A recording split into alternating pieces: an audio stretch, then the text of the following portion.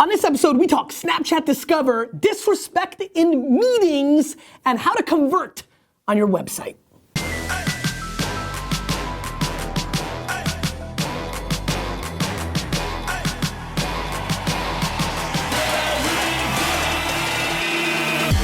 You ask questions, and I answer them. This is the Ask Gary V Show. Hey everybody, this is Gary V, Nerd Chuck, and this is episode 170 of the Ask Gary V Show. I am fired up this Monday morning because my New York Jets defeated many other people's New York Giants. I was at the game, I was super pumped, and we stole it late. Which is always a nice feeling. I was already settling into a devastating week of anger and upsetness, and instead it was flipped, as only sports can do at the last second, and I was very happy. India, did you kind of pay attention to what was going on? Yes, I did. I don't have a TV, but I had the score up on Google, and I was refreshing like every 5 minutes. And even sent a Snapchat being like, when you don't have TV, it's just me refreshing Google like over and over. D-Rock, you were watching, because you were obviously were shooting the Daily V today, and you wanted to see what kind of the tone was. Stefan, did you give a crap? I did. You did? I did. And you watched, or? No, I watched and I saw the highlights. Nice, nice. So I'm in a good mood. We also continue the new concept of having a VaynerMedia. Did you dress up for this? No, I have a holiday party. Respect. Why don't you tell the Vayner Nation who you are, how long you've been here, a little bit about yourself, man. Yeah, so my name is Matt. I'm Associate Account Executive. I've been here for just under 2 years. 2 years next month. Flies. Yeah. Yeah. Love it. Going well? Yeah. Where are you from? What else? What are you into besides I'm crushing from at Maine, Vayner? So I'm definitely like my Boston teams. That's okay. I respect you if you respect me. I don't respect you, but let's keep moving. Oh, No, I'm just kidding. I'm kidding. Fine. Go ahead. Yeah, so working on a whole bunch of teams. Got some PepsiCo life going on. Crazy How's PepsiCo. New York life? Good. Loving Enjoy it? Loving it. Good. Everything's good here? Yeah. Good, man. Love having you here, man. Thanks. India? Yay. I think, we've been outside. I mean, it's been a while since we've been in our kind of like our home field to do our show. I think we should start the show. Okay, well, let's get into the show. Go with me here. It's been so long. So long. We're so out of tune. We are. All right, let's get focused. From Maria. Maria. Do you think- Oh, by the way, before we get into the show, I want to thank everybody. The enormous amount of feedback for Daily V 001 was tremendous. D-Rock, we enjoy that, right? We like gathering feedback, and we're taping 002 right now, filming 002, and I feel like we got some tricks up our sleeve, D-Rock, and so I'm excited to see it. When do you think it'll be out? Tomorrow? Awesome, can't wait. All right, India, let's do this. Let's do it. Mariah asks, do you think too many brands are on Snapchat Discover? Does each added brand decrease the value for others? I think each added brand does decrease value for the others because it's simple supply and demand. When you go there, and when there was 18 apps on day one, or 800 or 53 or whatever it was on day one of the app store, that was good for those apps. They had more attention. When there was 3 channels on TV back in the day, that was good for those channels. When it was 13 for quite a while, it was good for those channels. And then you had cable, and they were 36 for a good while, and that was good for those channels. And then we got into DirecTV and 1,000. And then we got the internet. Of course, everything is important for supply and demand when you've got a bigger percentage of the attention. Now, so it's not as good for the apps or the media companies behind them, but it's potentially better for the user and Snapchat. And that's why it's happening, right? If you go on Snapchat Discover back in the day and there's all these brands and you don't give a rat's ass of any of them, well, it's not as valuable to you. But as it starts bringing kind of new things to the equation, new subcultures, niches, things that you're into, you'll be excited. And so, I think that I think for Snapchat and for users, as long as the channels continue to expand and bring value to people, it's like the internet. The internet's better than cable television because it gives more people more options of consuming what they want. Then one will counter argue that, well, then there's just a bunch more crap. There was plenty of crap when there was 13 channels. There was crappy, Snapchat had what, like 8 or 9, 6 channels when they launched? Did you love all of them? Did you? No, I mean, so like this notion that limitations curate better stuff is a very arrogant POV from the people that have vested interest in it staying small because they're getting more value. I like the capitalism and the real meritocracy. That's why I love the internet. I love that you watch or listen to this show because you really like or I'm bringing you value because there's a shitload of options. It's not because it's 1957 and I'm one of the 3 anchor men that evening, you know, when there's like a couple of other options. I love the supply and demand of the internet, of the open web, of the maturity of where we are. And so I like that for the end consumer. I like that everybody that's watching and listening right now has unlimited options and they can find what brings them value. And so to answer the question directly, yeah, it's not as good for the media properties, but that doesn't matter because Snapchat's job is to make it better for their users and for themselves. DJ Chapman asks, my podcast website gets a lot of page views, but they're not translating into listens. What can I do to help conversion? Well, I mean, there's a lot of things you could be doing, DJ. 1, you need to be thinking about how you get them in there, and 2, you need to think about what happens when they get there. Let's go old school. Let's pretend that your pods are a restaurant. Okay, you open a restaurant, and you have thousands of people coming to your restaurant, but they're not ordering food, they're just sitting there and they're not bringing you any value. There's a couple things to debate. 1, did you bring the right people there? If your marketing was, come to this restaurant and something amazing is gonna happen that you've never seen before, we can't tell you, it's a big surprise, you might win $1 million. They all start showing up, they weren't there to eat your burger. They weren't there to eat your fries. They weren't there to eat your salad. They weren't there to drink a cup of coffee. They were there because you made a promise that when you got into the restaurant, I'm treating your place as a diner, by the way, in my brain. You didn't deliver that. They're like, cool, pickles and coleslaw, but I came because I thought that we were gonna get $1 million. There's that, or there's another thing. They came, and when they got there, they walked into the restaurant, and there's nobody in the front to guide them to their seat. There's no maitre d' or welcome person. They walked in and it's like an empty warehouse with weird signs and they're just confused to where to go sit and where to go eat. I'm painting you a picture because there's 2 fundamental things that happen when you have this problem. This is for all of you. Either you didn't make the right promise to get them there and when they got there they were disappointed or not interested, or it was the wrong reason. And the only thing you were trying to make happen was get everybody there. You didn't think about the part that mattered, which was get them to order food.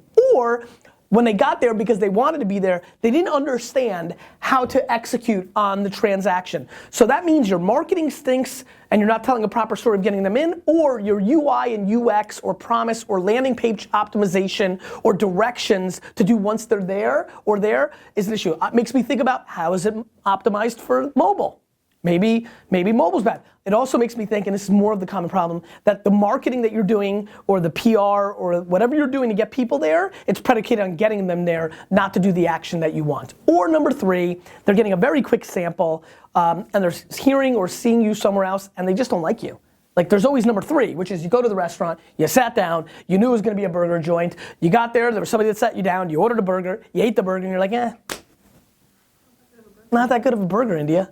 Like just fine, or more likely for so many people that are watching here, like good burger, but I'm not gonna go 15 blocks, I got a burger over here next to me. And so, like there's a burger 1 block away, which you're not a burger, but there's a burger here and I don't wanna go there. And so that's another thing, that the friction, convenience is such king, right?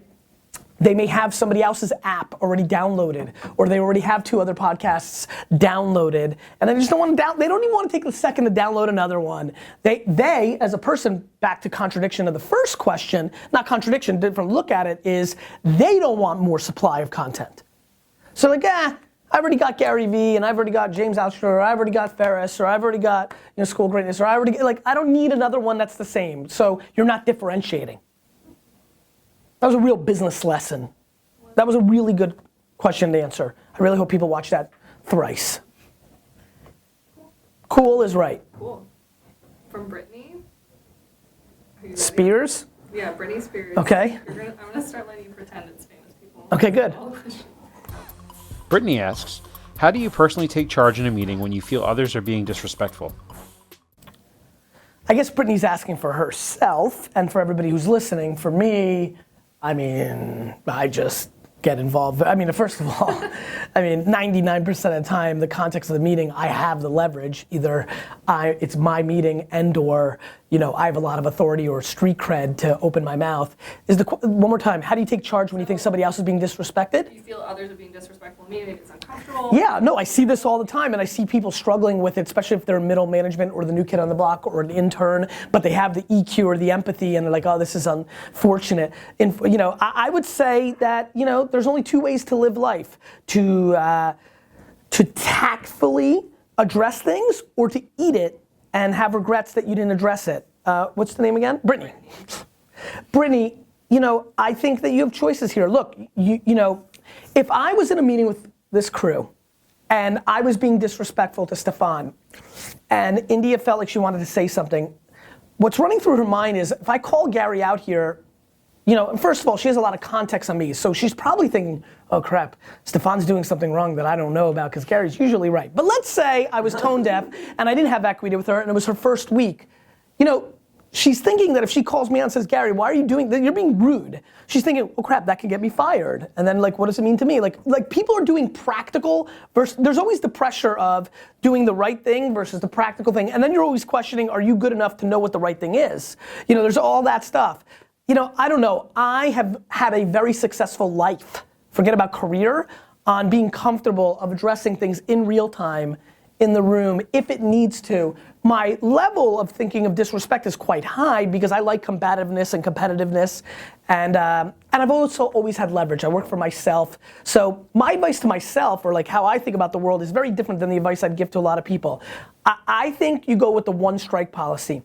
India should grab me or send me an email after that meeting and say, hey, I felt a hair uncomfortable with the way that you were treating Stefan in that meeting. Can we either talk about it? She could grab me in person, she could send an email. I like in person because no context is lost. Because if I got that email from India, I'm like, that's a little prima donna for a youngster. Like, she doesn't know all the details. But if she told it to me, I'd be able to feel the energy. That's one lesson I'd like a lot of you to learn. Sending a text or sending an email where it's an important moment, you're losing so much context. The energy, especially if you go to an EQ person, the energy is so powerful when you can create the context. So I highly recommend that. But I would probably go with a communication that wasn't confrontational in the room with that manager or that boss the first time, behind the scenes, lightweight, treading water, and then seeing how they respond, because I would respond, and we've been there and done that, India, I would respond favorably, which would make you more comfortable and safe to talk to me again.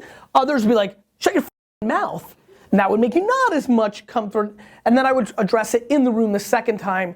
If I said, shut your fucking mouth to India, and then she did it again the second time, a couple things would happen. She'd feel like she was getting that off her chest. More importantly, I'd be like, damn, she really does care about this.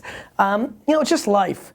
Like, doing the right thing is always the right thing. You just gotta make sure you're doing the right thing. Way too many people romantically wanna fight against the system, fight against the boss, fight against the company, and I've had people in this organization that have barked up the wrong tree because they've worked in other places where the person doesn't give a crap and doesn't turn every stone and doesn't have a ton of context. That is something you need to be careful of. Do not walk into a buzzsaw because you do have a manager or a boss that actually knows what they're talking about. Now, if you're great at EQ and the tone and the taste, roll, let it roll. But this is not a very simple question. There's a lot of angles, as you could see in 2 quick seconds that I've given you here. It's a lot of context building. Who are you standing up for? I mean, the amount of times that people here have stood up for somebody who's straight losing, like doing the wrong thing. But they're homies. I mean, Matt, let's talk to you because they hear it from this. Look, okay. we have a tremendous culture here where obviously I'd like to say that, but how many friends do you have in this company? Like people that you actually hang out with outside of work? A solid amount. Give me a number. 15, 20. Great. So first of all, everybody who at Vayner's watching this is now wondering, wait a minute, my number 21 and what the hell? I thought we were friends.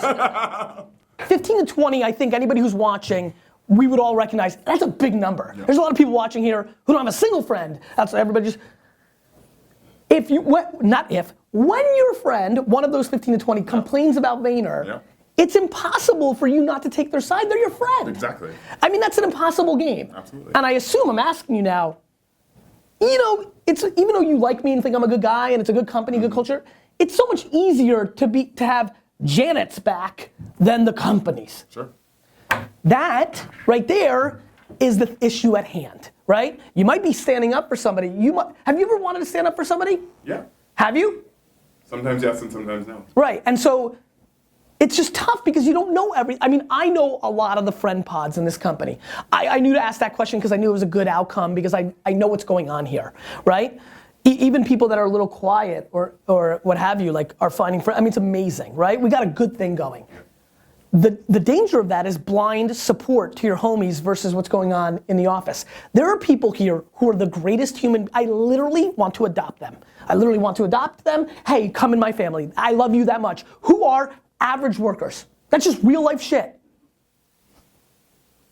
To think if I was their homie outside of work and had all the feelings of the humanity that is them, which is remarkable. I want to adopt them. And to think about them complaining or struggling, why didn't I get promoted? My boss is not taking care of me, this and that and the other thing. It's impossible for the other 550 people here intermingled with each other not to support that person. They're the best. But I have the optics of another thing, which is the black and white, not the warm and fuzzy, do you have the skill? I'm the greatest guy of all time. I don't think LeBron wants me on his basketball team. I do not have the raw skills to provide him value for what he's trying to achieve. I'm the best. And if he wants to do business, I'll make him more money than he can even realize, even more than he makes, which is more than he can realize. And that's the game. And so that's the other part of the equation.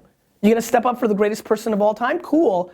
You just might get caught because they're actually below average or not doing a good job, or they may actually act differently. I mean, this is happening here too. There are people that outside of these four walls I want to adopt, but when you watch them, how they act within a work environment, they're just okay. A lot of sweeties, and then a little snarky or manipulative and political in the building. That's just real life. So know who you're standing up for. Interesting shit. Got really deep. Yeah, it got very deep. You know, that's something we can all learn from. I've learned that lesson. Like, I know this guy, he's the greatest. I'm like, wait a minute, he sucks in the store? Like, I saw it with my own friends that work for me. So, anyway. It is intense. It's intense because it's so, this is where judging where you work or who you work for is the key. Like, you know, and understanding what they're good and bad at. Meaning, you could have a great manager, top manager, and they might be strong at X, but they might be bad at Y. And if they're bad at Y, you need to context that. There's no blanket statement even on the person. But I have a lot of points of view on your strengths and weaknesses from a lot of different people. Way more than you'd ever think. Oh, sure. In a good way, meaning like, it's just like, it's why we're so calculated here of what we do, because we don't take the main boss's point of view on somebody. It's 360. It's contemporaries, it's friends outside of work, it's people that never heard of them, it's people that work for you. You can't just be like, oh, the boss. If you let that, they'll just manipulate what's in their best interest. Because they're just human, it's not their fault. But I think that's what makes our place tick, because people have seen very senior people not win the battle against very junior people, and then that's like, whoa. And that's cool. So, I don't know how I got on that tangent. I know how. It's, if you want to step up for somebody in the room, you better know all the scores. The conversation, the skills, all the people involved, all of it. Did she comment on that? Hey I saw Gary, somebody. Sam Attard here from Sam. Happy Healthy Human. I'm curious, what's the psychology behind why people are on Periscope? I saw your interview with Marie Forleo recently where you talked about the psychology of why people are on Pinterest and Twitter. So why Periscope? Oh, great question. Thanks, hon. Oh, thanks, hun. You're welcome, Samantha. I like the hun. I think the psychology on that is, I think, you know, it's live TV, right? And there's some people that are good at QVC or Saturday Night Live. I always got a lot of kick out of, like, as I started meeting famous people, I heard an ongoing conversation of the actors and actresses that would not do Curb Your Enthusiasm because it was not structured enough. They were scared of the improv nature or SNL. And of course, you know, that spoke to me because I think I can crush those things, but if there was cue cards right now, I can't read or spell, or I'd be like, and today on the Ask Gary Vee show, like, you know, I'd be weird. So I'm always fascinated by people's strengths and weaknesses. I think Periscope is great for people that can improv, just roll, keep interesting, and I think people want to project themselves. I think everybody's fascinated with television and getting out there, and so if you're doing Periscope, you're somebody who doesn't fully take themselves seriously, and or you're very confident in your improv and your truths. The reason I'm super into doing Daily V and things of that nature is I'm not scared how it's going to be edited. The only reason I'm even involved in editing is sensitive information of like clients and stuff of that nature, but like Clearly, like the bald spot thing, like I'll talk about anything. Like I'm willing to go, like it's so crazy. I think if I lose another 15 pounds and gain a couple more muscles, like I'm getting close to just living life naked. Don't do that, okay. Terrible reaction. But like, that's like where I'm willing, like it's, you have to understand, let's use naked as a metaphor. Yes, I'll probably not walk around naked though, it's crossed my mind. Living life pretty naked, and by the way, I'm not naive, like we've all got skeletons. There's plenty of things that I don't share. You guys all know I don't share my family. Like, there's a lot, but boy, I like pushing myself further and further because it is literally the last battle of 8 Mile. When you take ownership of all your flaws and weaknesses, you've won. And I actually think that's the nirvana of the connected world. Yes, privacy is getting pushed on. Yes, there'll be negatives. But boy, there's a lot of positives with us all putting our laundry to each other. We get accepted. It's no different than high school to college. The difference, guys, this is so basic. The difference between high school and college and why everybody likes, not everybody, but a lot of people like college more is you've matured into a place where you can own your shit more. You're sensitive to your zits and your weird thing. There's a lot of weird shit that happens between 14 and 18. We change a lot. And like, we're not ready to calibrate that. And it takes very far and few between people that can own it all the way. We're insecure. Our security is much stronger in our 20s than it is in our teens, and that's why we like it better. Adam asks, I feel like I've lost my hustle. Help. What do I do? Adam, anybody who's losing their hustle has a lot of variables, and there's a lot of variables in this episode. This is the variable episodes where there's a lot of context points. It's not just direct answers today. Listen, you might not be passionate about your North Star anymore. I've been going through something. Let me actually break some shattering news here. For the first time in my life, I've been thinking about weird things like sabbaticals and building a business school in Haiti for 5 years and like I love, listen, I'm still all about buying the New York Jets and it's the process of that and the game, but it's amazing for me to be in tune with myself, the maturity, like as you get older, like just like my kids are 6 and 3 and they're interesting. Like they're interesting. And like I start projecting, what do they look like at 13 and 15? Like it'd be really cool to like, I don't believe in the school system as much as everybody. Like, do I just take them and go do something rogue? Like just different things, like you just evolve. And you might have just lost your North Star. The thing that you thought you were going for might not be. It's why I was always happy that I didn't want $1 million, or I didn't want fame, or I didn't want a car or private plane, or these little things. Like it was fun to be like, I want to buy the jets. And what that always meant to me is I want the process of buying the jets, which means I get to hustle forever because that's who I am. Maybe you've lost who you are or what you want, or maybe you've accomplished kind of, or maybe you feel it's achievable. I would be crushed if I thought what I wanted to achieve was super achievable. I mean, it happened to me in the wine business. It's happening at Vayner. Like as Vayner's becoming a player in the agency world, and we're not like, now we're like, like, and soon we're gonna be like, like, you know, like, that's not as fun for me. I like being the underdog. I like the climb, you know? I like that. So maybe that's happened. Maybe you're just tired. I mean, I think one of the things that the New York Jets do for me that nobody understands is those hours. Actually, you just caught something on Daily V, right? Me talking to Jeff. That was the first time I talked business during a Jets game in 15 years. I looked at my phone at the wrong time. It was a very big thing. And I only spent a second on it. Like, I am escaped and relaxed. And by the way, I didn't care about it. Like, that's how excited, like, those 3-4 hours of escapism, maybe you need some vacation time. Maybe you need to look at the people around you. Maybe you need a change. Maybe you need to break up with your boyfriend or girlfriend. Like, there's a lot of intense different things that could be happening. Or maybe you can take a step back and really listen to this statement, which is, you've lost your hustle because you really are not in tune to why you're doing it, right?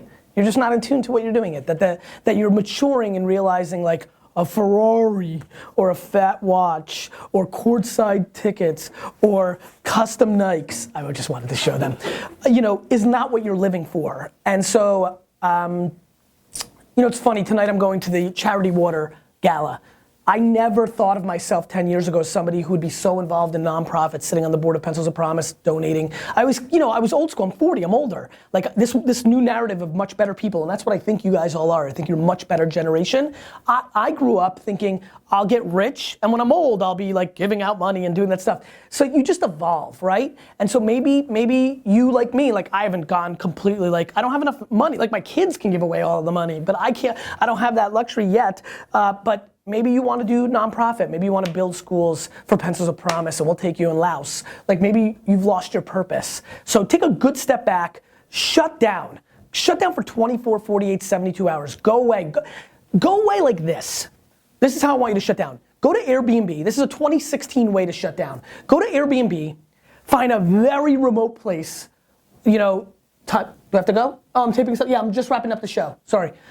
Go to Airbnb, find a very remote place that you can get to at a low cost, like a crappy cabin far away on a 4-hour drive where you can like just drive because you can, or like somebody will drive you there, or like hitchhike. I don't give a crap. Lowest cost, furthest away, seclusion, and just be with yourself and start talking to yourself for real. For like really talk to yourself for real. One of the great things I do with myself is I talk to myself for real. In a real, like nobody is a harsher critic and a bigger fan of themselves than me.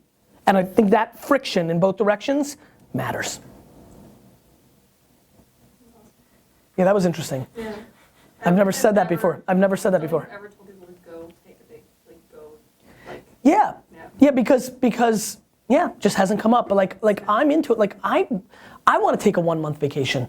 Like I really do. I really, really do. I really like. And you know what else is happening? I love this time of year. I love when the rest of the world doesn't work, because then I don't feel guilty that I'm not. And this is a great time of year. You got Thanksgiving for a week, then you have 2 weeks that are completely shut down. And very honestly, nobody loves the hustle more than me on earth. I'm massively excited for 2 weeks from now. All that family time. Liz and I are going away for 4 days, just her and I, because Ann and Peter are watching the kids, Liz's parents. So that is like I'm living for that. You know? Cool, good show. You brought out the good stuff. Question of the day. If I told you to go away for 72 hours and be with yourself, where would you go?